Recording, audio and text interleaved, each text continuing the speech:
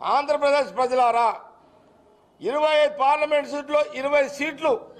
కాంగ్రెస్ సాధారణ కార్యకర్త ఎంపీగా నిలబడ్డా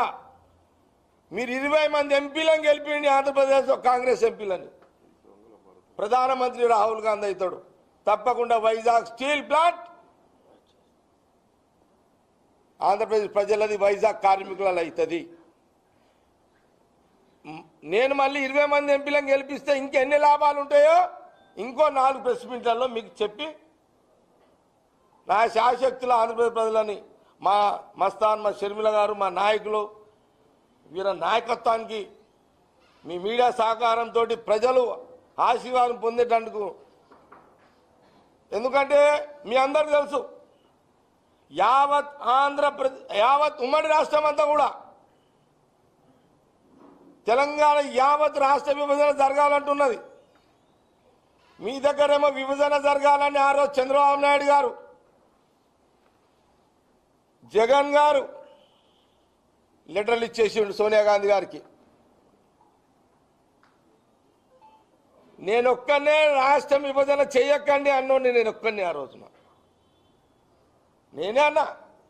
మీ దగ్గర చంద్రబాబు నాయుడు వైఎస్ఆర్ జగన్ కూడా ధైర్యం చేయలే విభజన చెయ్యకండి అని ఒక జగ్గారెడ్డి చెప్పిండు విభజన చెయ్యకండి అని నేను తెలంగాణ గడ్డ మీద తెలంగాణ ఉద్యమం టైంలో చెప్పినోని నాకున్న క్లారిటీ మీ నాయకులకే లేదు ఓకే అందుకే నా మాటని తెలంగాణ ప్రజలు విశ్వసిస్తారు ఆంధ్రప్రదేశ్ ప్రజలు కూడా విశ్వసించండి మీరు వచ్చే హిస్టరీ నాకు రైట్స్ ఉన్నాయి ఇక్కడ మాట్లాడడానికి నాకే ఉన్నాయి మీ లీడర్ల కంటే అసలు మీ చంద్రబాబు నాయుడు గారికి వైఎస్ జగన్ గారికి లేవు ఇంకా రైట్స్ నాకేమున్నాయి మీ దగ్గర మాట్లాడడానికి ఎందుకంటే నేనే చెప్పిన ఆ రోజు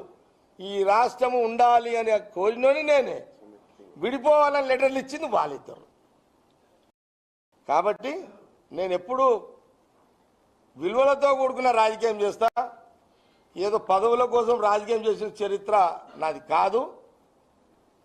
తెలంగాణ గడ్డ మీదనే అన్నోన్ని ఈ గడ్డ కాబట్టి ఏది ఏమైనా రాహుల్ గాంధీ గారు ప్రధానమంత్రి విషయంలో ఆంధ్రప్రదేశ్ ప్రజలు 20 పార్లమెంట్ సీట్లు గెలిపించే ఆలోచన చేయాలని నేను మీడియా ద్వారా మీరు కూడా ఆలోచన చేయండి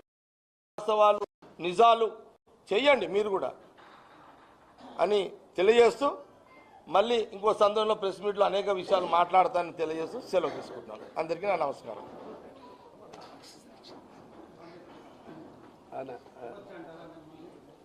వద్దు కదా ఇప్పుడు ఏమొద్దుగా సార్ అడగవచ్చు ప్రశ్నలు అడగవచ్చు ఎవరైనా సరే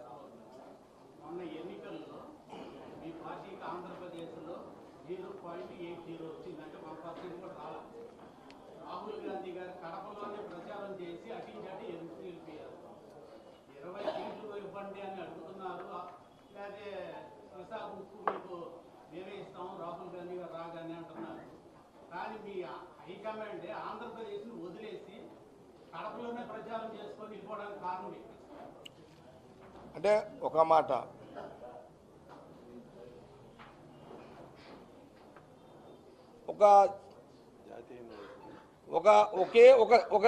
ఒక అంశాన్ని ఒక సందర్భాన్ని ఒక సందర్భంలో ఒక సభను ఒక కార్యక్రమాన్ని లేకపోతే ఒక ప్రచారాన్ని వదిలిపెట్టి పోయినంత మాత్రాన కమిట్మెంటు